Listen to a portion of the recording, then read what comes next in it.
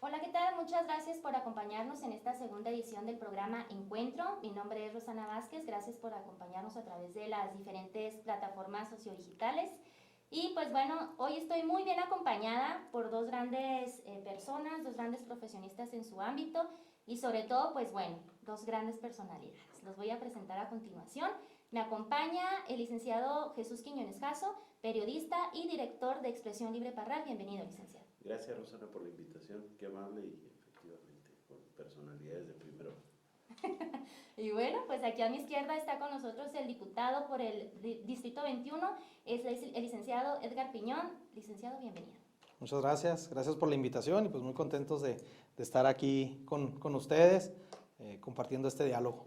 Muy bien, así es un diálogo, una charla amena y sobre todo, pues bueno, una mesita panel para que nos platique qué es lo que ha estado haciendo en este tiempo en su gestión y sobre todo, pues estas últimas semanas que lo hemos visto muy movido, diputado. Sí, pues mira, ha habido muchos temas en los cuales en la agenda hemos estado muy atentos. Empezamos alrededor de hace 3 semanas en el periodo con situaciones, por ejemplo, como lo que ha venido sucediendo en las escuelas, lo cual ha sido un problema severo. Solicitamos al gobierno del estado que volviera a instalar los operativos y las brigadas de seguridad en las escuelas, lo que en algún momento se conoció como el operativo Mochila, y que por recomendaciones que se hicieron luego en el área de derechos humanos se dejaron de hacer por un fallo que había generado o se había generado en la Suprema Corte de Justicia. Sin embargo, había un poco de confusión porque este fallo de la Suprema Corte de Justicia fue a la Ciudad de México, porque en la Ciudad de México no existía todo el respaldo jurídico de una ley que garantizara este tipo de operativos, lo cual no es el caso de Chihuahua. En el caso de Chihuahua existe una ley de seguridad escolar y bueno, pues tenemos que garantizar que en las escuelas no existan situaciones de riesgo y es por ello que hemos solicitado estas brigadas de seguridad y que también se genere pues esta revisión a las mochilas de los estudiantes, sobre todo para garantizar que no vayan a introducir a las escuelas ningún tipo de arma, ningún tipo de sustancia que sea un factor de riesgo. Y bueno, pues es uno de los temas que estuvimos trabajando en la agenda legislativa. Después entramos a un asunto muy importante que acabo de tener ahorita una reunión con el sector, que es el tema de la minería. Es una industria muy importante para el sur del estado de Chihuahua. Y bueno, pues con un madruguete legislativo, Morena aprueba esta ley en el Congreso de la Unión con el apoyo de partidos aliados como el Partido del Trabajo y el Verde Ecologista, pero también con partidos que uno no entendería o difícil de entender por qué están apoyando este retroceso a la minería, como es el caso de Movimiento Ciudadano, ¿no? Entonces se aprueba con un madruguete una ley que trae muchas fallas de técnica legislativa, que trae un impacto severo y que va a traer un impacto para la región. Nosotros vamos a presentar en el Congreso del Estado una petición a la Suprema Corte de Justicia de una acción de inconstitucionalidad para que se le dé marcha atrás. Hemos tenido la oportunidad de platicar con algunos senadores. La semana pasada pudimos conversar con la senadora Claudia Ruiz Massieu y expresarle pues nuestra preocupación y la defensa que se tiene que dar en el Senado de la República para que esta ley no prospere. Hemos estado también recorriendo el distrito. La semana pasada recorrimos varios municipios haciendo entregas de frijol y maíz. Estuvimos en Belisario Domínguez, estuvimos en Santa Isabel, en Gran Morelos. La semana próxima vamos a San Francisco de Borja, a Nonuava. También vamos a estar haciendo algunas entregas de apoyos en Valle de Zaragoza y en Santa Bárbara, aquí en Parral. Y bueno, pues el día de hoy iniciamos un programa importante en el marco de la celebración del diputado infantil, que es una convocatoria que se hace a nivel estado. Estuvimos aquí en una primaria entregando el apoyo, saludando al estudiante, a un niño muy inteligente, a quien le mando un saludo, que va a ser el diputado infantil de este distrito, y iniciando con una jornada que vamos a llevar a varias escuelas de entrega de apoyos. En el caso de esta primaria, la Dolores Torres Servina, ahí en las Américas, entregamos 10 cubetas de pintura. Estuvimos viendo algunas necesidades en específico para la escuela y así pues vamos a estar recorriendo algunas instituciones educativas para poder pues entregar apoyos que se requieren, que hemos estado gestionando y que son importantes pues para el tema educativo. Tocaba usted un tema importante como es el tema de la reforma a la ley minera. En la reunión que sostuvo el día de hoy con empresarios mineros de la región, ¿qué fue lo que le comentaron? Pues mira, hay mucha preocupación. ¿En qué acordaron? Hay mucha preocupación porque es una ley que genera mucha incertidumbre. Sabemos que la minería requiere de certeza, de certidumbre jurídica para inversiones que son fuertes, pero que también generan no solamente los empleos directos, generan muchos empleos indirectos, generan una red de proveeduría muy, muy fuerte, muy densa. Parral tiene una red de proveeduría a la minería histórica y no podríamos hablar hoy de Parral sin pensar en San Julián, sin pensar en las minas de la región, sin pensar en proyectos que vienen como el tema de Cordero y de otras minas como la de Los Gatos acá en el municipio de Satebó.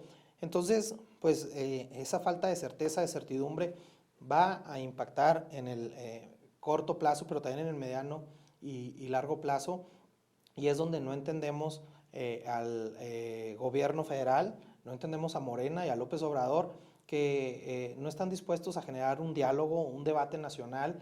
Se irrumpió por todas las formas el proceso legislativo porque el asunto se turnó a comisión y ahí en comisión se comprometieron a que se iba a generar un parlamento abierto, de que el tema se iba hasta septiembre y sin embargo en menos de 5 días cambian de parecer y prácticamente hacen un madruguete y aprueban en una sesión ya por la madrugada, donde convocan a los diputados de Morena, casi todos conectados de manera virtual, a que voten esta iniciativa, y pues es algo que lamentamos profundamente, porque no hay sensibilidad del gobierno federal para con Chihuahua, no hay sensibilidad para con el desarrollo económico de nuestro estado y de otros estados, por supuesto, y bueno, pues daremos la batalla desde el Congreso del Estado y usando pues todas las herramientas jurídicas y legales que tenemos a la mano. Estamos hablando de una afectación económica más o menos, un estimado. Muy fuerte, y te doy un dato. San Julián genera al año más de 900 millones de pesos en Parral, en proveeduría y en generación de empleos. Es un recurso muy, muy importante para nuestra ciudad. Entonces, si este tipo de proyectos empiezan a disminuir por la incertidumbre que genera esta nueva ley, pues obviamente que esto va a repercutir inmediatamente en la economía de la ciudad. No es nada más la industria minera, es el comercio, es la proveeduría, son los servicios, es prácticamente todo, ¿no? Si tú vas y platicas con los hoteleros, muchos de ellos viven de la minería, ¿no? Si vas y platicas con restauranteros, si vas y platicas con quien tiene refaccionaria, con quien tiene una ferretería, con quien brinda ciertos servicios especializados, todos tienen en sus clientes o en sus carteras de clientes a la minería en una forma muy, muy importante. Y esto es lo que no podemos permitir, ¿no? Que se trastoque, que se impacte como se está haciendo, con un desconocimiento total. Yo no había visto una ley más absurda como la ley de minería. Tiene unos absurdos tan drásticos que afortunadamente ese se corrigió, pero de todos modos impedir que en una concesión nada más se podía explotar un solo material. Eso es algo que va contra la naturaleza, porque cuando tú encuentras un yacimiento hay una mezcla de minerales y obviamente que hay una explotación de cada uno de ellos. Y si la concesión nada más te permite explotar uno solo, pues imagínate el absurdo en el que queda, ¿no? O dar concesiones a 30 años, pero con autorizaciones del uso de agua nada más a 5. Entonces, ¿cómo permites dar una concesión a 30 cuando el uso del agua nada más va a ser a 5 años? Pues es totalmente ilógico, no tiene ningún sentido y tiene muchas acciones de inconstitucionalidad, las cuales pues vamos a promover y vamos a defender ante la Suprema Corte de Justicia de la Nación. Diputado, ahorita mencionaba que no había visto una ley más absurda que la de minería, ni siquiera un reglamento. Sí, bueno, sabemos que ha habido muchas leyes que no empatan con la realidad, porque ese es un problema que se tiene, y no solamente en México, en muchas partes del mundo. Finalmente, tenemos algo que se llama la realidad, y la ley es una forma que tenemos los seres humanos para regular la realidad, ¿no? Y buscar que se encamine hacia algo que deseamos. Pero lo que tenemos que definir, y que esto es algo que yo he asumido desde un principio como diputado local, es que tenemos que tener leyes que se adapten a la realidad y no pretendamos que la realidad se adapte a la ley, porque ahí entramos en un sinsentido, ¿no? Y empezamos a generar leyes absurdas que en el papel se pueden escuchar muy bien, pero que no impactan en la realidad. En una ocasión le preguntaron a un premio Nobel de Economía que cuál era la diferencia entre los países ricos y los países pobres, ¿no? Que si era la cultura, que si era los recursos naturales, y la respuesta es una respuesta que a mí siempre me ha parecido muy buena. Él menciona que hay dos tipos de países, que hay países que tienen leyes rígidas de aplicación flexible y que hay países que tienen leyes flexibles de aplicación rígida. Yo creo que esa es la clave, porque no es el hecho de hacer leyes en piedra, no es el hecho de hacer leyes que sean inamovibles, que no se puedan mover. El hecho es su aplicación, porque tú puedes tener muchas leyes, pero si en su aplicación es un desorden, pues esto nos lleva a una desorganización total, ¿no? El tema es cómo hacemos que la ley sea aplicable al 100% y que nadie quede fuera de ella, que todos tengan que cumplir con la misma y que los castigos la regulación pues sea irrestricta. Yo creo que ese es el tema necesario para no caer en una anarquía. Pero ahorita mencionaba que le extrañaba, por ejemplo, que el voto del Movimiento Ciudadano apoyara a Morena. ¿Alguna vez estuvo en otro lado? Pues no, lo sabemos, ¿no? Han estado ahí, desafortunadamente, y... Bueno, en el Congreso sí lo disfrazan muy bien.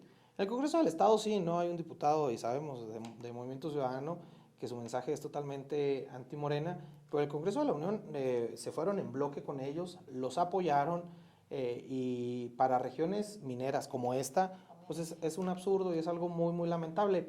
El PRI y el PAN hicieron un esfuerzo para detener la iniciativa. Sin embargo, sabemos que es una mayoría simple, que Morena tiene los números y que puede dar este tipo de madruguetes sin respetar lo más elemental y lo más básico, que era un acuerdo de comisión que decía: vamos a pasar el tema a septiembre, al siguiente periodo, vamos a hacer un parlamento abierto, involucrar académicos, ambientalistas, mineros, trabajadores del sector, sindicatos, a todo mundo, y que todo mundo diera su punto de vista y perfeccionar esta ley, porque tiene muchas imprecisiones, es una ley que está totalmente improvisada, y en la exposición de motivos, y para no irles a decir una mentira, se los leo textualmente, porque fue algo que a mí me preocupó mucho, ¿no? Fíjense lo que dice la exposición de motivos de esta iniciativa de ley. Dice: han pasado más de 3 décadas de empleos perdidos, despojos, daños ambientales severos, conflictos sociales y prácticamente nulos beneficios económicos para el país desde que fueron promulgadas las reformas neoliberales en materia de minería. Esto es falso, no es cierto esto, ¿no? Que en estas 3 décadas no haya habido desarrollo económico, que no se hayan dado condiciones de regulación, porque aparte, cuando tú vas a una mina, y pongo el ejemplo de San Julián, aquí en Guadalupe Calvo, la regulación ambiental que ellos tienen y la regulación de seguridad es superior a la norma, o sea, se autorregulan ellos mismos con normatividad severa, y bueno, están por arriba inclusive de lo que la ley marca. Hay una falta de conocimiento terrible, hay una falta de entendimiento terrible a lo que en realidad significa la minería en este país. ¿Se le puede creer a Morena cuando dijo que en septiembre se retomaría, o cuando ha dicho otra serie de No, por supuesto que no. Entonces, ¿cómo cayeron los cándidos diputados del PRI en esa ilusión? No, en ningún momento caímos, al contrario. El diputado Benjamín Carrera de Morena pidió una moción para que el asunto no se aprobara ahí en el Pleno y que se pasara a una comisión, a la Comisión de Energía, que yo formo parte de esa comisión. Y él me lo solicitó y me dijo: diputado, mandemos las cosas a la comisión, tenemos tiempo para discutirlo, vamos a analizarlo. Y mi respuesta fue esa, ¿no? Diputado, sabemos que van a hacer un madruguete, ¿no? Que en estos días la van a aprobar en el Congreso. Ellos seguían manteniendo su postura de que no era así. La ley entonces tiene un trasfondo electoral. La ley en sí no es una ley ambientalista, porque lo han querido manejar así. Si fuera una ley ambientalista, se hubieran metido a temas de minería verde, se hubieran metido a temas de regulación del cianuro, que es algo que afecta el medio ambiente, y no toca para nada esos temas. Es una ley económica para manejar las concesiones a modo a el grupo cercano al poder, y también es una ley estatista que busca que la minería pase de alguna manera al control y manejo desde el Estado, lo cual no va a generar condiciones de desarrollo, no va a generar condiciones de bienestar para los territorios donde hay minas. Porque aquí también hay algo que hay que decir: ellos manejan que se va a manejar a definir un 10% de utilidades para las localidades donde están las minas. Pues nadie puede estar en contra de eso, ¿no? Yo creo que es algo bueno que haya un porcentaje de la utilidad para las localidades, muchas de ellas pueblos originarios, grupos indígenas. Sin embargo, esto ya estaba en la ley y se creó un fondo de estabilización a las localidades mineras que se conoció como el Fondo Minero, que rondaba entre el 7 y 8% de la utilidad de las compañías y que iba precisamente a los municipios. Y Morena lo desapareció. Hoy no llega el Fondo Minero a Santa Bárbara, no llega a Parral, no llega a Guadalupe y Calvo, no llega a ningún lado. Pero se sigue cobrando. Pero se sigue cobrando, ¿no? O sea, las minas siguen pagando Entonces, este recurso. Las minas tendrían que pagar otro 10%. No, se incrementaría, ¿no? O sea, se incrementaría del 8 al 10, 12%. Sí, pero yo no creo que Morena vaya a renunciar a eso que ya le quitó a los pueblos para quedarse con su hacienda, y sí va a grabar con otro 10% adicional a las empresas. El tema es ese dinero a dónde va a ir a dar, ¿no? Que era parte de lo que yo discutía en el Congreso. Lo van a utilizar en el Tren Maya o en estos proyectos que trae el gobierno federal, porque a nuestra región no está llegando, y son millones y millones de pesos que servían para llevar proyectos de agua, para pavimento, para llevar electrificación, y que cualquier alcalde de la región lo puede decir sin tapujos. Es dinero que se cortó de tajo, que se dejó de llegar a los municipios, pero que sin embargo a las compañías mineras se les sigue quitando. Pero además ese nuevo 10% agregado al otro va en un impacto directo al reparto de utilidades. Totalmente, que ¿no? Es la época del año que los pueblos mineros Totalmente se esperan, porque es cuando reciben en teoría la gran remesa económica del esfuerzo que se hace en los últimos 300 años. Por supuesto, entonces es una doble afectación. Entonces, bueno, pues hay mucho que hablar de este tema de minería, pero realmente es muy, muy lamentable lo que está sucediendo en el gobierno federal, lo que está sucediendo con Morena, este paradigma que tienen, que es un paradigma añejo, es un paradigma viejo que no funciona con la realidad, donde quieren hacerle creer a la gente que las minas están en manos de extranjeros, que las minas solamente generan devastación, que solamente generan perjuicios al medio ambiente. Esto es falso, es la actividad económica que menos porcentaje de uso utiliza, es menos del 1% del agua que utiliza toda la industria. Estamos hablando del 0.04% y son datos de Conagua, y aparte mucha de esa agua es agua de recirculación.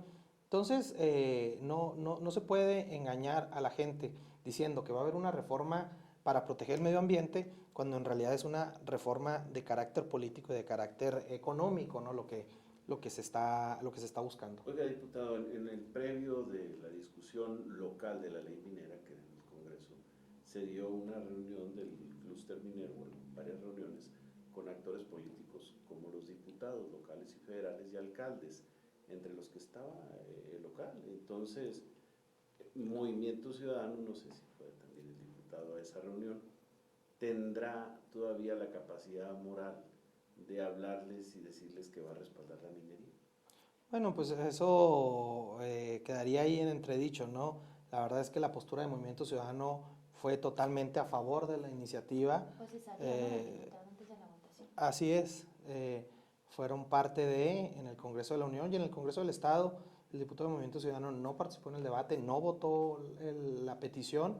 Entonces, bueno, pues la postura política de ellos ha estado muy, muy clara. Sin embargo, nosotros no podemos esperar a que ellos participen o no participen. He estado yo en comunicación el día de hoy con el coordinador del Grupo Parlamentario de Acción Nacional. Vamos a tener mañana una reunión importante y vamos a generar una iniciativa en conjunto PAN y PRI para solicitarle a la Suprema Corte de Justicia de la Nación que se genere una acción de inconstitucionalidad sobre la iniciativa.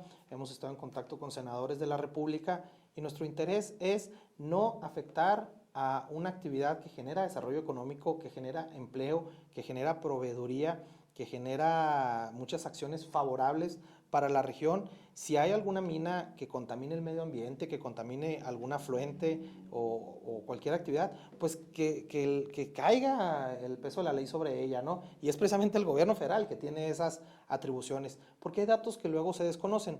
La minería es quien más foresta este país después del ejército mexicano. Tienen toda una serie de estrategias de forestación en diferentes zonas y protegidas y áreas naturales, y tienen una serie de convenios con Profepa para el tema de flora, de fauna, de protección al ambiente. Hay acciones que se generan desde la minería y bueno, pues esto desafortunadamente no se dice, solamente se busca desprestigiar y hablar en términos totalmente erróneos de una actividad económica que es importante para el sur de Chihuahua. Déjeme besar un poco del tema de la minería, si me lo permite. Sí, con mucho gusto. Y hablemos, aquí gobierna el Movimiento Ciudadano, y a mí me llama mucho la atención porque pocas veces tenemos la oportunidad de hablar de esto. Y como todo gobierno tendrá cosas buenas y cosas malas, pero hay una que es lacerante, bueno, un par que al menos yo quiero tocarle, el tema de las placas retenidas. Ahorita usted hablaba de que era un absurdo la ley. Yo le pregunto, ¿y el reglamento que durante 2 o 3 años nos mantuvo cautivos en un tema ilegal al 100%, pues después de la novela Crimen sin castigo, Crimen y castigo, no he visto otra aberración, porque finalmente cambiaron, pero cambiaron porque se presionó a través del Congreso. Pero, ¿y los agravios que quedaron en este tiempo? La gente que se vio afectada, ¿va a quedar en la impunidad? Sí, bueno, fue una lucha que un servidor llevó hasta el Congreso del Estado, donde le hicimos una petición formal al Ayuntamiento de Hidalgo del Parral, porque era una violación a todas luces. Cuando se detiene un vehículo, o cuando hay una infracción, o cuando alguien se excede el tiempo en depositarle a los parquímetros, pues puede recibir un ticket, una multa, una infracción, pero no se le puede quitar sus pertenencias, no se le puede quitar sus placas, su licencia de conducir o su tarjeta de circulación. Está prohibido en la ley, en el artículo 100 de la Ley Estatal de Vialidad y Tránsito. Sin embargo, en Parral se hizo durante casi 3 años, donde no sucedía nada. Nosotros llevamos este tema al Congreso, inclusive llamamos a comparecer al alcalde, y fue de la manera en que logramos que esto se revirtiera, ¿no? Y a partir de ello se genera un convenio con el Estado para buscar otros mecanismos de cobro. Y hoy en día a nadie se le puede quitar ni su placa ni su licencia de conducir al momento de establecer un ticket. Yo lo que le pediría a la gente es que si reciben por ahí luego en el centro o en cualquier lugar un ticket de infracción, pues que acudan lo más pronto posible a pagarlo, ¿no? No por el hecho de que no te quiten la placa, pues no tengas que pagarlo, que acudas, inclusive recibas un descuento por pronto pago, pero que para aplicar una ley el municipio pues no podía violar otra ley. Es un contrasentido terrible lo que estaba sucediendo aquí en Parral. Pero hubo una amnistía entonces en favor del municipio porque no le pasó nada. Dijo, ya cambio y todo lo que pasó anteriormente no pasa nada. Y el Congreso fue el que generó esa ley y finalmente terminó exigiendo que se aplicara. ¿El Congreso no hará nada para resarcir esos daños del pasado? Bueno, ahí es un tema en lo particular. Necesitaríamos ver acciones de demandas que pudiera haber por afectaciones a una falta del cumplimiento de una norma por parte de una autoridad municipal y que alguno o algunos afectados hicieran ese carácter, y obviamente que eso tendría que tener una procedencia, ¿no? Porque luego tienen otras repercusiones que volvemos los ciudadanos a estar en la indefensión. Hoy con el pago de las contribuciones anuales vehiculares, están saliendo muchas multas fantasmas. Es correcto. Y algunas se están pagando porque, por ejemplo, al menos he atendido un par de casos de Chihuahua, que le sale más barato pagarla, aunque no la haya cometido porque simplemente no vino, que venir a aclararla. Como que hace falta una ley pronta y expedita, dándole el derecho y el beneficio de la duda de que pudo haber habido un error en la captura por parte del municipio. Un error que ya se ha replicado por cientos de veces, porque hay testimonios y hay un marcador ahí que fue llevado incluso a Cabildo y en recaudación, pero no pasa nada. Pareciera que si me lo descubres lo corrijo y si no me lo descubres pues ahí sigo. Es correcto. Y ahorita también, referente a lo que comenta el licenciado, basta una simple vuelta. Ahorita, por ejemplo, a la oficina de parquímetros e infinidad de ciudadanos están molestos, lo digo con conocimiento de causa, con el tema justo por las multas fantasmas y también pues por el tema de que tienen que pagar porque la cuenta sigue incrementándose y está. Sí, Hay ciudadanos que tienen que pagar hasta estoy 30,000 pesos. totalmente en contra de, porque cuando se hace el convenio, el municipio de una manera muy ventajosa pasa todas las, digamos toda su cartera por cobrar, ¿no? No vigente, sino de años atrás, de 4 o 5 años atrás. Todo esto se alimenta a la base de datos del gobierno estatal y ahora en la recaudación alguien va a pagar su revalidación y le sale que por una multa de parquímetros del 2017, pues ahora debe 5, 6, 7, 8, 10 mil pesos, ¿no? Lo cual me parece un despropósito a todas luces. Yo lo platiqué con el secretario de Hacienda. le comenté que el convenio debería haber sido de este año hacia futuro, ¿no? Y que la gente pudiera pagar, pero que no estén pagando estos saldos, porque aparte muchos de estos saldos ni siquiera son justificables y comprobables, dado que hay algunas de estas multas que efectivamente, como se ha dicho, son multas fantasmas. Entonces, ¿qué es lo único que hace el gobierno del estado o la recaudación? Que aparte no recibe ese dinero, simplemente está funcionando como un mecanismo, ¿no?, para trasladar el dinero al municipio, pues manda a la gente a los parquímetros, para que la gente ahí aclare su situación. Y la información que hemos tenido es que no se les aclara la situación, que inclusive les dicen que es una cuestión que tienen que pagar en recaudación, que allá es donde les pueden dar el descuento. Esto es totalmente falso. Es en los parquímetros donde se debe de arreglar el asunto, y es un tema que yo he estado en la agenda trabajando con el secretario de Hacienda para buscar cómo del convenio bajar todo este antecedente y que sea un tema de el momento en el que se firma el convenio hacia adelante, ¿no? Y que la gente pueda pagar su infracción en cualquiera de los dos sitios, pero no en un retroceso a estas multas, que muchas de ellas no tienen un sustento real, ¿no? Pero sería la mitad del problema, porque la otra mitad se quedaría el endeudamiento de 5, 7 mil pesos de años anteriores, que es injusto y creo que hasta ilegal, porque cuando usted comete una infracción de vialidad, le marcan que si paga pronto son 3 sumas y si no paga pronto son 7. Pero si se tarda 3 años siguen 107. La UMA tiene su propia actualización. Es correcto. Aquí es infracción sobre infracción. Lo infraccionan por no pagar a tiempo y lo siguen infraccionando porque no volvió a pagar a tiempo. ¿Quién le pone el cascabel al gato? Porque uno no puede ir a la autoridad municipal porque no tiene respuesta. La federación anda en otro mundo. Y pareciera que en el Estado no siempre están interesados en esos temas. Sí, pues mira, yo les puedo decir que es un tema que yo platiqué con el secretario de Hacienda.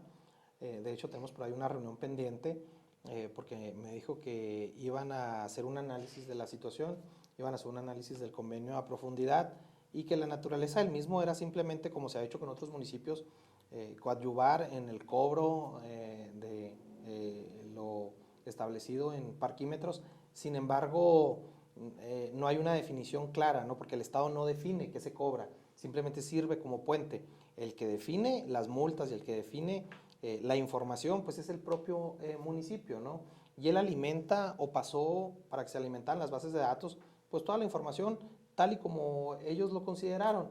Y dentro de toda esa información, pues iban muchas imprecisiones, iban muchas multas que iban acumulando intereses sobre intereses, como si se tratara de una tarjeta de crédito, cuando en realidad se trata de una infracción definida en UMAS y que no está la característica legal para poder hacer esos incrementos desproporcionados, ¿no?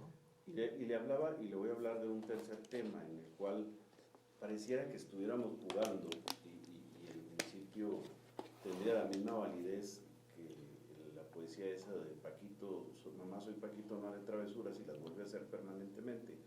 Ahora, en la auditoría revelada del 2021, pues encontramos un cúmulo de irregularidades con una burla, porque no pudiera ser mencionada de otra manera. Cuando se hacen obras por administración directa, la ley le dice, a ver, que demuestre el municipio que sí tiene la capacidad, y lo demuestra porque lo tiene, pero no lo usa, contrata. Es decir, enmascara una asignación directa y un negocio para ciertos proveedores a través de una supuesta administración directa, pero tampoco pasa nada. Nada más son reconversiones prácticamente verbales. Sí, efectivamente. Bueno, yo creo que aquí debe de premiar el escrutinio público. Es importante que la gente sepa este tipo de irregularidades. Un servidor ha venido haciendo las peticiones a la Auditoría Superior del Estado, en el caso muy específico de la Puerta del Tiempo, que consideré por petición de muchos ciudadanos que pues era una inversión muy muy fuerte y que era muy lamentable que ese recurso se estuviera yendo a una obra mal hecha, a una obra que tenía muchas fallas técnicas, que tenía hundimientos, que tenía grietas a meses de haber sido inaugurada, ¿no? Y es un tema que viene avanzando en la Auditoría Superior del Estado. Finalmente, la ley, que es un tema en el que tenemos que observar qué procedimientos legales se tienen para este tipo de imprecisiones, porque efectivamente muchas de ellas van al órgano de control interno y ahí pues duermen el sueño de los justos, ¿no? Pero quienes sufren por una mala ejecución de una obra, por la mala calidad de los materiales, por la falta de cumplimiento de la normativa, pues son los ciudadanos, que ven cómo una obra se hace mal hecha y que a los meses, ya ni siquiera a los años, a los meses pues empiezan a sufrir las consecuencias, ¿no? Yo creo que esto es muy lamentable que suceda en cualquier nivel de gobierno y es un vicio en el cual tenemos que buscar como sociedad quitar de raíz. Y para ello se debe de cumplir con toda la normatividad, porque aparte hay que decirlo, la normatividad mexicana para tema de obra pública es una normatividad exigente.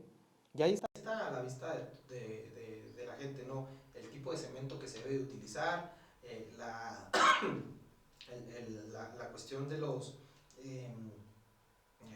levantamientos que se deben hacer, desde de levantamientos topográficos, de mecánica de suelo, la forma de llevar a cabo la infraestructura, la obra pública, y esto está desde para hacer una banqueta hasta para hacer la obra más grande, ¿no? Sin embargo, vemos que en el caso de Parral no se está haciendo así, no se ha hecho así, hemos visto y los procesos pues, son de dominio público, no es un invento, vemos lo que sucedió con el periférico, vemos lo que sucedió con la Puerta del Tiempo, y realmente es muy lamentable, yo le he estado dando seguimiento a ambos casos. Vemos lo que pasó con la vialidad HP, la vialidad ferrocarril, vemos lo que está pasando en la avenida Tecnológico, vemos la vergüenza de obra pública, porque yo creo que cualquiera de nosotros que hubiera hecho un trabajo dentro de su casa no hubiera permitido que alguien le entregara esa calidad. Sin embargo, puedo coincidir con usted que la norma oficial mexicana es muy estricta, y si no se cumple, ¿qué?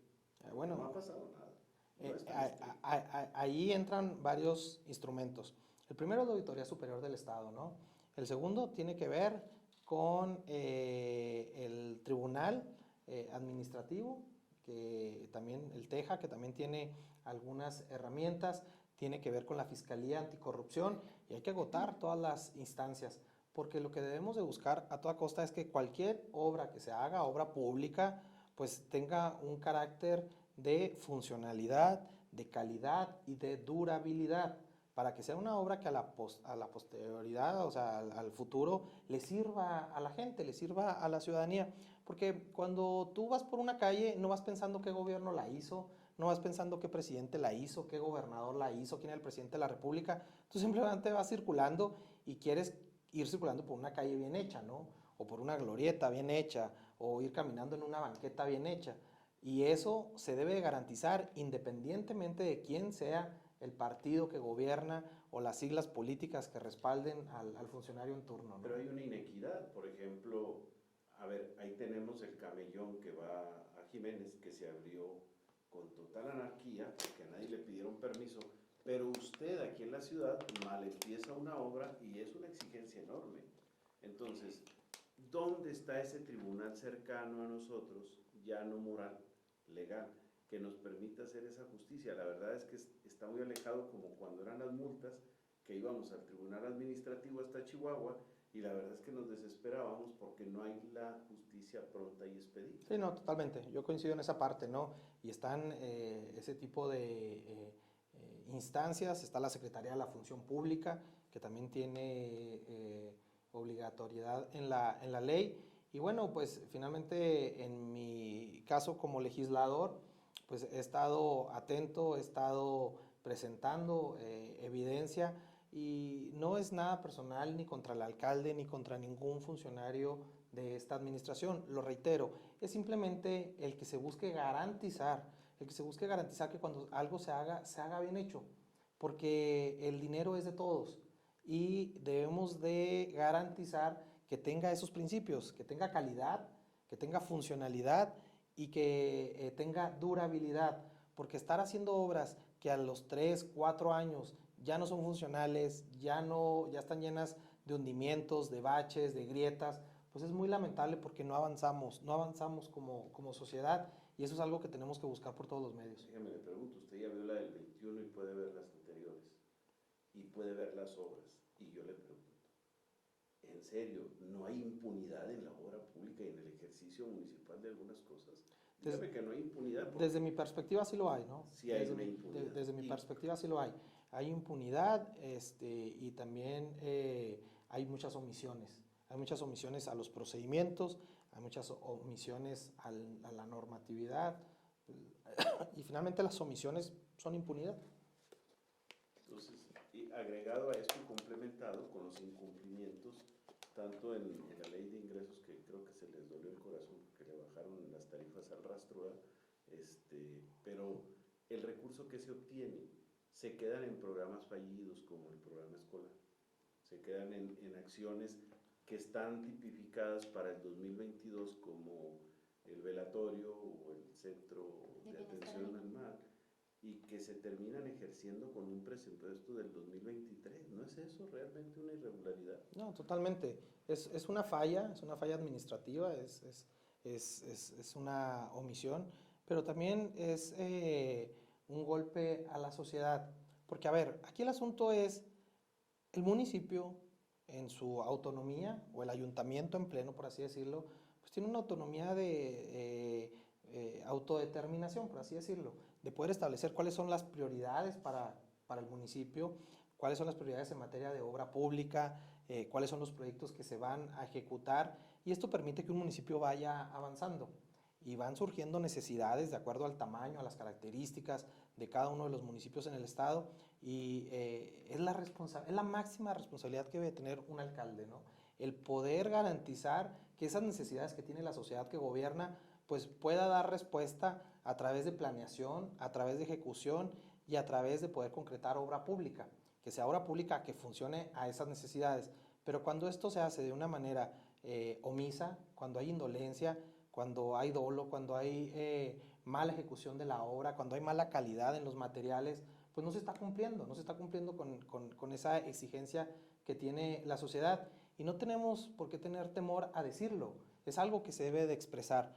No para juzgar a nadie, para buscar que esto deje de suceder en el futuro y que finalmente el recurso se utilice de una manera óptima para garantizar obras bien hechas, porque es de dominio público. Nadie me puede a mí decir que la Puerta del Tiempo o la glorieta de la Puerta del Tiempo es una obra bien hecha, ¿no? O que no tiene todas estas cuestiones técnicas que hemos estado señalando. ¿Y por qué la indulgencia de no juzgar a nadie? ¿Usted cree que son errores o son intencionalidades? Bueno, por supuesto que existen los procedimientos de juicio. No es un procedimiento que esté en mi cancha como legislador local, pero existen los órganos y parte de ello pues, es el Tribunal de Justicia Administrativa, ¿no? Que tiene los elementos y que tiene la herramienta. Existe la Fiscalía Anticorrupción, existe la Secretaría de la Función Pública y existe la Auditoría Superior del Estado. Son los órganos de revisión, de supervisión, para precisamente buscar que no haya impunidad y que no haya este tipo de acciones en ningún municipio, y es las instancias competentes, ¿no? Un servidor ha tenido diferentes reuniones y ha precisado precisamente cuál es el derrotero a seguir en esta circunstancia. ¿No está diciendo paralencias al grito de guerra que en cada calle una grita te dio? Pues no necesariamente, ¿no? No necesariamente, pero somos una ciudad con muchas necesidades, tenemos mucho en qué avanzar, hay prioridades en materia de obra pública y requerimos mucho de la sensibilidad. Necesitamos que el gobierno municipal tenga esa sensibilidad, que escuche a la ciudadanía y que en base a ello tome decisiones. Yo no con ello quiero decir que todo está mal, hay acciones que podrán estar correctas, pero no por esta situación no podemos dejar de señalar pues lo que a todas luces está mal y está mal ejecutado. ¿Seguiría con el mismo discurso si en el próximo proceso electoral Movimiento Ciudadano fuera socio del PRI? No, por supuesto, porque no tiene que ver con partidos políticos, porque insisto, cuando tú caminas por una calle, cuando tú usas una obra pública, sea cual sea, no puede ser en juicio de quién gobierna. Es algo muy pragmático, o está bien hecha o no está bien hecha, o le sirve a la gente o no le sirve a la gente, independientemente de si la hizo el PRI, el PAN, Movimiento Ciudadano, Morena, y eso es algo que debemos de quitarnos, esa entelequia de decir que es en defensa o no o crítica a un partido político. Los partidos políticos y los actores políticos nos podemos atacar en todo lo que sea nuestros errores, nuestras omisiones, nuestras fallas, en eso sí lo podemos hacer, pero en esta situación no podemos simplemente caer en una situación de trasladar un tema tan pragmático como el de la obra pública a una cuestión o a una arenga política. Yo considero que ese escenario no está en la mesa, no lo veo por ningún lado, y lo digo con conocimiento de causa. ¿No hay la alianza de Movimiento Ciudadano con Por supuesto que no, y del PAN? por supuesto que no, y lo vemos en el Estado de México, ¿no? Lo vemos en el Estado de México, que prácticamente estaban destinados a perder el registro porque no tenían ni la más mínima base electoral, y el poco respaldo de la ciudadanía que tenía MC en el Estado de México, en lugar de ponerlo a consideración de la alianza para que no llegara Morena, pues lo que hacen es salirse y dejar libre ese sector de la población. Entonces, y lo vemos ahora con la ley minera que apoyaron a Morena en el Congreso de la Unión, pues ahí está la incongruencia, ¿no? de lo que están haciendo. Un servidor, lo puedo decir y sin ningún problema, no los veo como parte de la alianza. Hay voces en el PAN que sí los quieren ver como Bueno, socios. pues, ¿Usted los conoce? Habrá que preguntarles a ellos, ¿no? A mí lo que me causa como cierto temor es este segundo periodo de administración que ya estamos dentro de él, pues en la mitad, justo la mitad, de tener a un titular encampañado. O sea, digo, bueno, si estas omisiones ocurrieron estando él al frente y digamos que, 100% en su labor, en su responsabilidad, digo, pues ¿qué va a pasar este año y medio en donde ya lo vemos ahorita perdido? O sea, digo, con su objetivo en otra cosa, menos en su encomienda. Y la verdad es que, bueno, viene una segunda parte, que es la segunda parte de esta obra de la Puerta del Tiempo. ¿Quién va a regular? ¿Van a estar a cargo de estar observando estas omisiones? ¿O simplemente va a pasar y luego otra vez regresar como está? Yo lo que respondería a esa pregunta es que como sociedad todos tenemos que estar atentos, porque son obras que son de todos. Cuando se hace una obra, independientemente de quién la haga, la hace con dinero público, que es dinero de todos, y todos tenemos esa corresponsabilidad de estar atentos, de comentar, de participar, de revisar. Obviamente la ciudadanía no tiene atribuciones legales ni jurídicas para accionar, pero que quienes sí las tienen, pues son los responsables, y es donde yo he llevado mi trabajo, ¿no? Yo acudí a la Auditoría Superior del Estado, acudí con una serie de evidencias que la misma gente me dio, las puse en manos del auditor, y dije, bueno, pues mire, aquí está esta circunstancia, ahora ustedes son los que tienen las facultades para proceder de acuerdo a lo presentado, y bueno, pues ahora estamos esperando precisamente el resultado, ¿no? El análisis que haga la Auditoría Superior del Estado. Y no va a ir a ningún otro lado, nada más ahí. Bueno, hemos tocado otras puertas, hemos platicado con otros actores sobre esta situación. ¿Ya se vio en el 2024? Bueno, yo creo que ninguno de nosotros nos podemos ver ni en el 2024 ni en el 2025. Esperemos estar ahí. ¿Se puede ser tan cándido? ¿No se trabaja por eso? Y yo creo que el trabajo es el que tiene que hablar por nosotros mismos. Yo agradezco mucho la confianza que la gente me dio. Y de verdad les puedo decir, viéndolos a los ojos, que es a lo que me he dedicado al 100%, que mi agenda está ahí. Yo no ando metido en temas de política exterior, no estoy revisando la situación en Cuba, ni la situación en Ucrania, ni la situación en otras partes de la República. Mi agenda es las necesidades del Distrito 21. Esas son mis iniciativas, esa es mi agenda, esa es mi relación con el gobierno del Estado, las gestiones que he hecho y con los diferentes niveles de gobierno. Y bueno, pues habrá que ver qué sucede el año que entra, ¿no? En este proceso y en esta coyuntura que se da. A lo que yo estoy encaminado es a poder concretar temas muy, muy específicos de gestión que hemos venido haciendo con los municipios, por ejemplo, de mantenimiento de caminos rurales, que estuve con la gobernadora la semana pasada en un arranque de un programa muy importante donde se van a arreglar más de 600 kilómetros de caminos rurales en todo el estado, con la participación de la Secretaría de Obras Públicas y de Desarrollo Rural.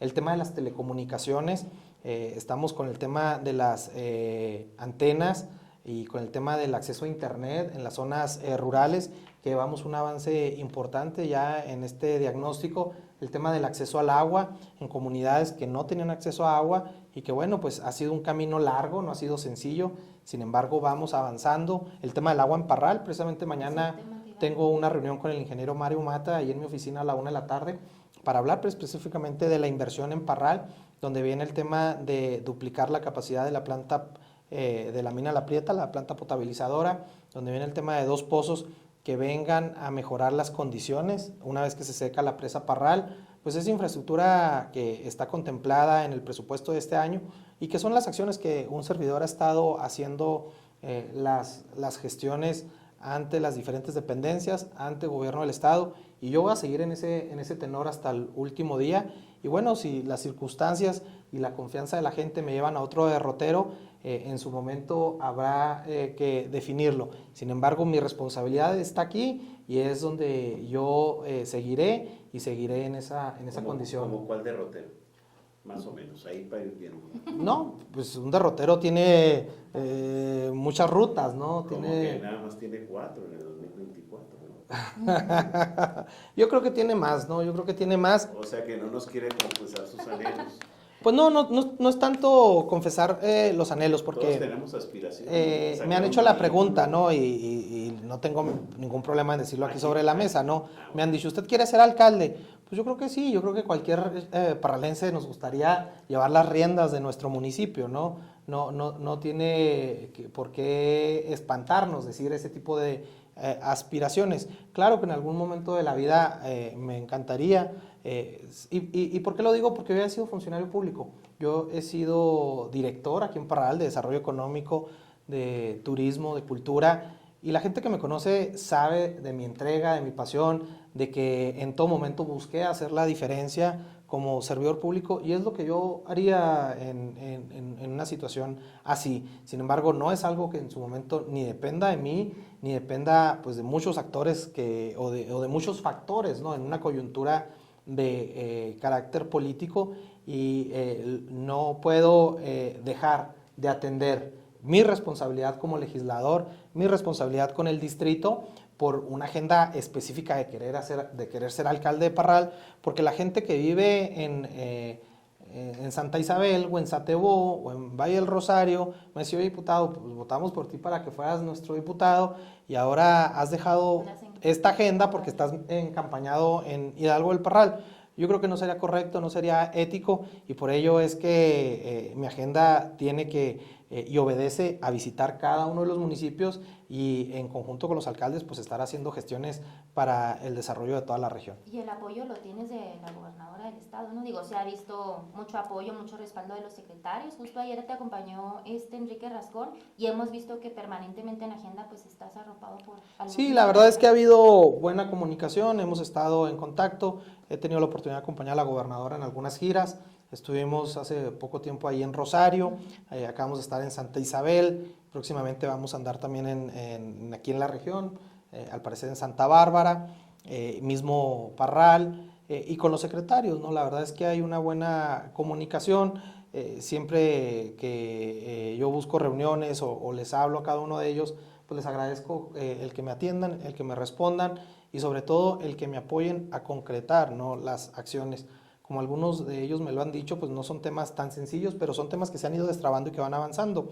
El tema del Hospital de la Mujer en Parral va en un avance significativo.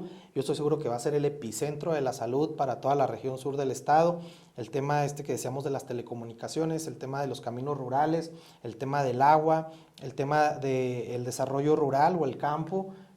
Hicimos una reunión con el secretario Mauro Parada aquí en Parral, con todos los alcaldes, y bueno, a partir de ello se generó ya una estrategia de mantenimiento a caminos y el tema de entregas de semilla, el tema de entrega de maíz, pues ya también se ha ido concretando y son acciones que finalmente están y forman parte de mi agenda de trabajo. Y el tema de la carretera corta, yo sé que es federal, pero bueno, usted ha enarbolado de alguna manera ese asunto, no hay una forma de que se dé una mejora. Creo, bueno, ¿qué piensa usted? Porque usted es un nacido viajante de la carretera corta, cuando va llegando a Parral o cuando se va yendo los primeros 30 kilómetros, de veras, aunque sea impublicable, ¿qué piensa? Pues miren, les puedo decir que pensé el viernes que se me tronó una llanta, ¿no? Pues pensé muchas cosas, ¿no? O sea, porque me ha pasado 5 veces, ¿no? ¿De Torreón para allá o aquí? No, aquí llega antes de entrar me refiero, pensó en a Parral. Claro, porque y hay gente que me dice es que ¿por qué no arregla la carretera? Y es que ¿por qué la gobernadora no arregla la carretera? Y es porque, a ver, esa situación tiene nombre y apellido. El responsable tiene nombre y apellido y se llama Andrés Manuel López Obrador. Que ha habido una falta de empatía y una falta de sensibilidad para con Chihuahua, porque no se puede entender cómo en la propuesta que hace la Secretaría de Hacienda del PEF, que es el presupuesto de egresos de la Federación, al Congreso el año pasado, le asignen a los estados del sureste, llámese Campeche, Quintana Roo, Tabasco, o del sur como Oaxaca y Chiapas, entre 3.500, 4.000, 5.000 millones de pesos para cada uno en temas de mantenimiento de su red carretera federal. Y que a 10 estados de la República, entre ellos Chihuahua, se les asigne 0 pesos. 0 pesos, esto es una catástrofe, porque somos parte del pacto federal, porque los chihuahuenses somos mexicanos, pagamos impuestos y requerimos también del mantenimiento de nuestras carreteras. La red carretera de Chihuahua requiere una inversión de más de 2.000 millones de pesos de mantenimiento. ¿Qué es lo único que tiene la Secretaría de Comunicaciones y Transportes para operar? El presupuesto base. El presupuesto base que ronda en los 200 millones de pesos. Entonces, y yo entiendo al director, al ingeniero Carlos Aguilar, que por cierto es una pena que lo hayan despedido, porque realmente era un hombre empático con Chihuahua, que tenía voluntad, lo que no tenía era recursos, ¿no? Lo que no tenía era recursos y que en lugar de apoyarlo, pues lo despiden por pedir recursos para el Estado. Por juntarse con usted, ¿no? Pues no lo sé, espero que no haya sido esa la situación, porque realmente era una persona muy trabajadora. Y la situación aquí, ¿dónde queda? En que yo solicité de ese recurso base, pues que al menos se dejara una partida para el tramo más dañado en este momento, que es el tramo entre Zaragoza y Parral, más o menos ahí por donde está Sapien, son alrededor de 30 kilómetros que están en pésimas condiciones. Se estuvo haciendo esa gestión desde el año pasado. En febrero a mí el ingeniero Aguilar me comentó que efectivamente se iba a lograr etiquetar un recurso para ese tramo, que se iba a lanzar la licitación ya se ha lanzado y yo espero que en el mes de mayo inicien ya los trabajos de recarpeteo para 25 kilómetros, que lo puedo decir sin ningún problema porque he estado yo muy atento y he sido parte de esa gestión, como lo hice el año pasado con el otro tramo entre Valerio y Satebó, que ahí fue una inversión de 41 millones de pesos para mejoras en la vía corta. La vía corta es la columna vertebral para más de 220,000 chihuahuenses que vivimos en 15 municipios del sur del estado, aunado a 6 municipios del norte de Durango, y que usamos la carretera para ir a consultas del médico, para ir a trabajar, para ir a estudiar.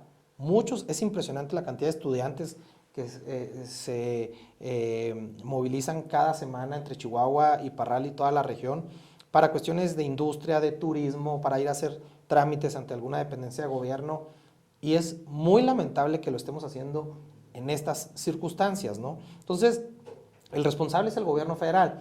Ahora, ¿por qué el gobierno del estado no le ha entrado al asunto? Porque es una pregunta que me han hecho, ¿no?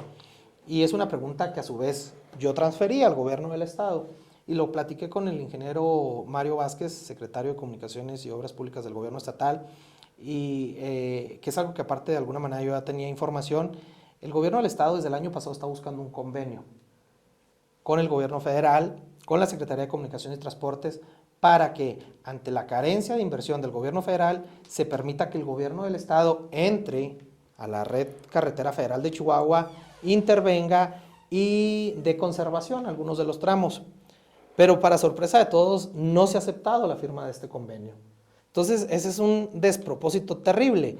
No arreglo las carreteras y tampoco firmo un convenio para que el Estado las arregle. Pues quedamos en el peor de los mundos, ¿no? Los ciudadanos que tenemos que circular. Entonces, yo lo expreso sin ningún problema porque así es como ha venido sucediendo. Esta es la realidad de las cosas y cada vez que ustedes circulen por la vía corta, como lo hago yo, sepan que es responsabilidad del gobierno federal ese tramo, porque es una red federal, y que bueno, pues vamos a seguir tocando puertas, vamos a seguir siendo cuchillito de palo, vamos a seguir siendo insistentes, porque a mí me interesa mucho, sobre todo ese tramo en específico, que tenga ese mantenimiento, porque es la única alternativa de desarrollo que tiene la región sur de Chihuahua. Pues pudiera coordinarse con los municipios que prometieron bacheo. bachear ahí, todo, Zaragoza, Parral, llevar a lo mejor usted su pesito y su chalequito rojo y empezar Bueno, a hacer. si esto fuera una solución, pues tal vez lo haríamos, pero la realidad es que esa no es la solución, porque para empezar, un bacheo de esas características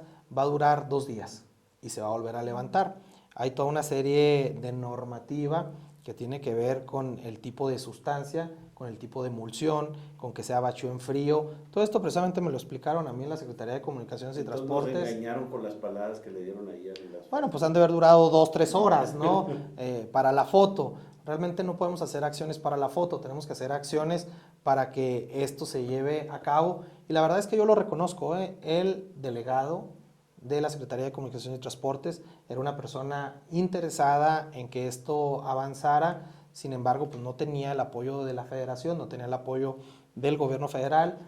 Nosotros, un grupo de legisladores del PRI y el PAN, estuvimos solicitando una reunión con el secretario de Comunicaciones y Transportes en México y nos la cancelaron 5 veces. 5 veces nos la cancelaron. La última ocasión nos dijeron que nos enfocáramos a ver el asunto con la delegación en Chihuahua. Pues no hay ningún interés ni siquiera de atendernos, ¿no? Y bueno, pues ahí está la circunstancia. Esa es la verdadera historia de la vía corta. Y bueno, pues yo seguiré haciendo las gestiones, esperando que este proceso licitatorio termine y que en el mes de mayo haya un recarpeteo para 20 o 25 kilómetros. Diputado, que ya por último, de las últimas preguntitas para usted, el día de hoy en una llamada telefónica, el director de la Junta Central de Agua y Saneamiento, el ingeniero Mario Mata, externó, bueno, digamos, respondió a unas declaraciones que hizo el presidente municipal en la mañana en torno a que pues tenía que haber mayor coordinación, le exige a la Junta Central de Agua y Saneamiento y a la municipal, obviamente, que exista una coordinación en cuanto a las obras, digamos, a realizarse, trabajos obviamente de la Junta de Aguas y que pues sean ellos quienes reparen el daño. Posteriormente marca el ingeniero Mario Mata en un espacio de noticias de la tarde y dice que bueno, estas declaraciones pueden ser algo irresponsables derivado de que pues se mandan mensajes confusos, siendo que pues bueno, existe una relación muy buena y que vienen buenas noticias para Parral. Si bien dice que el tema del agua está asegurado para este año, el abasto de agua aquí en la ciudad, sin embargo, pues ahí queda el tema.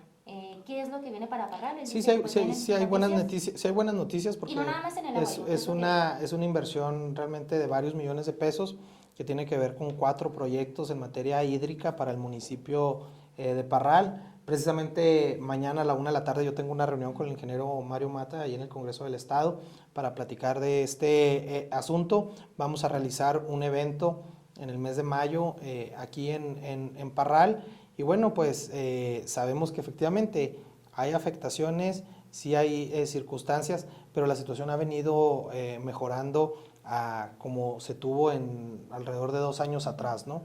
Entonces, esta inversión que se va a hacer este año va a ser muy, muy, muy importante para mejorar el tema de la prestación del servicio. Hay una situación también muy compleja, no solamente en Parral, en todo el estado, que tiene que ver con las fugas. Hay una cantidad importante de fugas de agua que se pierde y que la perdemos todos, o sea, no la pierde el gobierno, la perdemos todos y que, bueno, pues también se requiere de un estudio a precisión con tecnología, con uso de drones. Sabemos que se hizo un convenio con el gobierno de Israel y que parte de los avances que se vienen haciendo es en esta materia y que bueno, pues esperemos que esto tenga también resultados favorables próximamente para nuestra ciudad. Usted ya tiene gallo en la terna, tiene una silla en la mesa de las decisiones. Soy consejero, efectivamente, soy consejero. Estamos esperando que ya se convoque a la sesión de consejo para poder hacer la votación y a partir de ello pues ya se defina quién será el nuevo director ejecutivo de la Junta Municipal. ¿Tiene una definición? No, la verdad es que no, estoy esperando que me proporcionen ya la terna de manera oficial. O sea, oficialmente no se la han comunicado. No la tenemos todavía. ¿Alguna última pregunta, Nick? ¿Comentario para el diputado? Para cerrar la mesita. Hay un capítulo adicional que es el PRI, pero creo que eso es muy extenso. Yo nomás cerraría. Con mucho gusto, ustedes pregunten, yo contesto. El pulso de su partido, porque usted, bueno, ya finalmente confesó que sí tiene aspiraciones, quiere ser presidente, no sé si las circunstancias se den, ojalá y sí, pero ¿cuál sería su respaldo? ¿Tiene un PRI unido? Sí, bueno, el PRI finalmente es un partido que ha sido la esencia de México. No podemos hablar de un solo territorio a nivel nacional donde el partido no haya llevado una política social que haya impactado.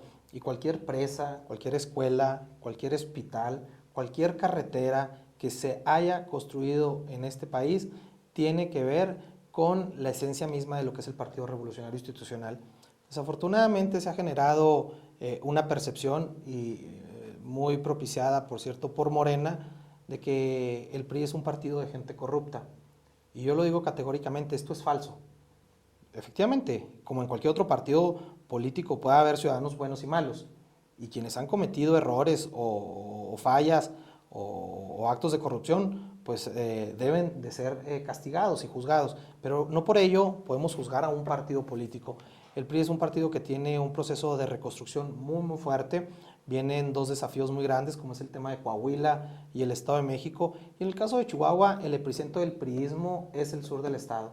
La gente confía, por ello tenemos alcaldes. En mi distrito son más de 6 y en el 22 son más de 7 alcaldes. La mayoría de los alcaldes del sur de Chihuahua son priistas. ¿Por qué? Porque son priistas o son alcaldes que están haciendo un buen trabajo, que están desarrollando obra pública, que están atendiendo a la ciudadanía, que están generando condiciones. Entonces yo hablaría no de esa parte de la difamación que luego se hace sobre los partidos políticos, sino de lo que ha contribuido el revolucionario institucional a la historia de este país. Y por supuesto que lo ha hecho y lo seguirá haciendo. Hemos tomado una postura seria en el Congreso del Estado, hemos tomado una postura responsable. Hoy más que nunca el PRI es el que le da gobernabilidad y gobernanza a Chihuahua, porque somos la fiel que inclina la balanza en las decisiones que se toman en el Congreso del Estado. Y nunca hemos asumido una actitud irresponsable, la bancada del PRI, por una cuestión política o por una cuestión de ventaja personal. Hemos tenido corresponsabilidad para que todo aquello que sea en beneficio de Chihuahua así suceda, ¿no? Y nosotros hemos apostado a que eso seguirá avanzando. Sabemos que hay una alianza a nivel nacional que se ha venido construyendo y nosotros no aspiramos a que sea una alianza electoral, aspiramos a algo más, a que entremos a gobiernos de coalición, donde lo mejor del PRI, lo mejor del PAN y lo mejor del PRD puedan tener una agenda que también esté muy ligada a la ciudadanía, a la población en lo general y que construyamos juntos. Porque hay una premisa que no sé si ustedes compartan conmigo, pero que yo la pongo a disposición de la gente. Hoy en día tenemos un gobierno que tiene una agenda de destrucción, que tiene una agenda que está desmantelando muchas de las instituciones que nos han costado mucho a los mexicanos.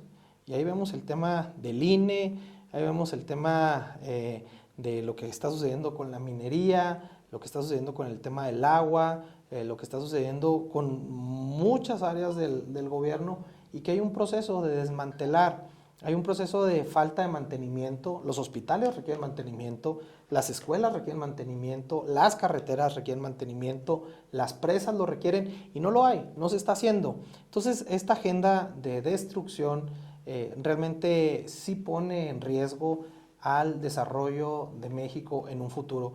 Y la responsabilidad que están asumiendo partidos como el PRI, partidos como el PAN, pues yo creo que es importante que esto pueda permitir, no una alianza electoral, tenemos que ir mucho más allá, un gobierno de coalición con una agenda basada en la transparencia, basada en la rendición de cuentas, basada en la infraestructura que cada municipio requiera. Yo es a lo que considero que se debe apostar en el PRI del siglo XXI y que no por ello deje atrás su legado de justicia social. Hemos hecho reconocimientos en el Congreso para grandes priistas, como es el caso de Antonio Ortiz Mena, orgullosamente parralense, y que contribuyó a México muchísimo más de lo que pueda haber contribuido cualquiera de los que hoy están en el gobierno federal. Entonces, todas esas cosas buenas que tiene mi partido es algo de lo que yo me siento muy, muy orgulloso y que a veces mucha gente, sobre todo en las nuevas generaciones, lo desconoce y se va con esa percepción que se ha sembrado, ¿no? Con todo dolo de afectar a la oposición y de quererse posicionar como un partido único que gobierne el país, que gobierne todas las entidades federativas, que gobierne los órganos autónomos, que tenga injerencia en los otros poderes, pues es algo muy lamentable lo que está sucediendo a nivel ¿Y nacional. el PRI no se autodestruye? No lo hace. ¿Por qué? Porque finalmente hay definiciones encontradas, hay diferentes visiones y hay un proceso que siempre es un proceso que está en ebullición, que se está dando al interior y que esto es muy sano, no se puede pensar de una sola manera. Tiene que haber diversidad en el pensamiento, esto fortalece a las instituciones políticas y yo lo puedo decir abiertamente, he tenido la oportunidad de platicar con priistas de diferentes corrientes y bueno, pues hay diferentes visiones de lo que debe de suceder al interior del PRI. Sin embargo, como bien lo decía Colosio, el PRI es y será un actor preponderante en el futuro de México y así está sucediendo hoy en día. No podemos entender los frenos que le hemos dado a Morena y al presidente López Obrador sin el actuar del PRI. Porque si el PRI hubiera decidido apoyar estas causas, hoy tendríamos una reforma eléctrica retrógrada, hoy tendríamos una cancelación paulatina de nuestra democracia, una situación muy preocupante de nuestro Instituto Nacional Electoral y muchas otras situaciones a las que el PRI ha dicho no, lo ha hecho con contundencia y ha estado del lado de la gente. Entonces yo confío en ese PRI, que va a ser un PRI que se va a seguir reconstruyendo y que va a ser una alternativa de desarrollo en los próximos años y para las nuevas generaciones. Diputado, pues siempre es muy interesante platicar con usted. Yo creo que vamos a necesitar otras 2 invitaciones más, 3, muchas. La verdad es que siempre se sacan temas bastante importantes y sobre todo pues es interesante, es de suma importancia también que la ciudadanía esté enterada de lo que está ocurriendo ahí en el Congreso, de lo que se está haciendo. Muchas veces pues estamos un poquito alejados de lo que ocurre en un edificio legislativo y pues la verdad es que ahí se toman las decisiones más importantes para nuestro Estado. Entonces, pues bueno, muchas gracias por acompañarnos, licenciado. ¿Algo más para cerrar esta mesita, Pali? No, agradecer la visita primero de Edgar, político de las nuevas generaciones, de las nuevas caras. La verdad es que, pues con un discurso convincente, agradecerle a ustedes la oportunidad de poder participar en esta entrevista. Diputado. No, hombre, pues al contrario, un placer. Les agradezco mucho el espacio y pues saludar a toda la gente que nos estuvo viendo. Les mando un fuerte saludo y pues estamos a la orden. Muy bien. Muchas gracias. Bueno, pues gracias por acompañarnos y nos vemos en la siguiente edición del programa Encuentro.